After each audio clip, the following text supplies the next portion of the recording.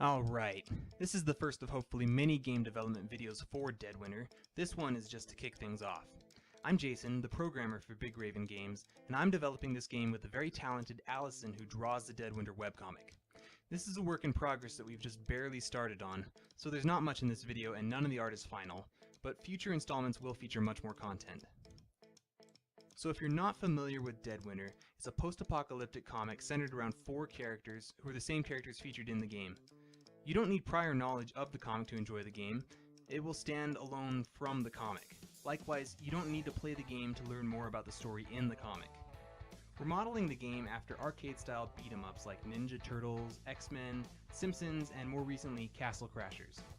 We're going to have fully hand-drawn animations provided by Allison, and we think this is really going to make our game stand out from all the pixel and flash games.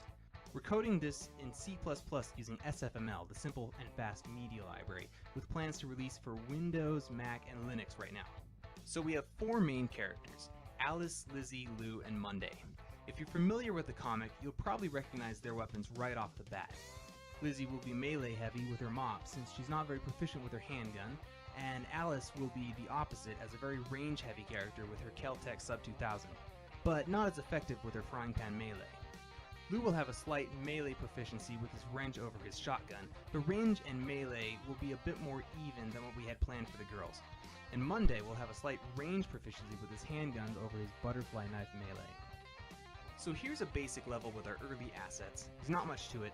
Lizzie can stand and walk and swing her mop. One thing we'll be changing is that she will have different animations for facing right or left. We won't just be mirroring the sprites like we do right now. We're taking an art-first approach to this game.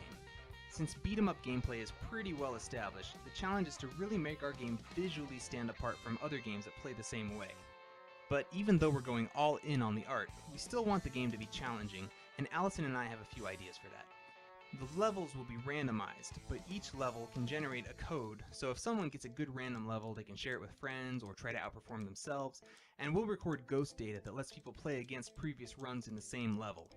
Our ultimate plan is to make sure the game has enough challenging encounters to hopefully give it a lot of replay value. Thanks for watching, and a big thanks to all the early support for this project.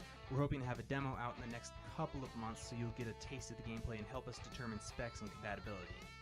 If you have any questions or ideas, please feel free to send Allison or me a message on Twitter, and we'll be happy to talk about the game with you.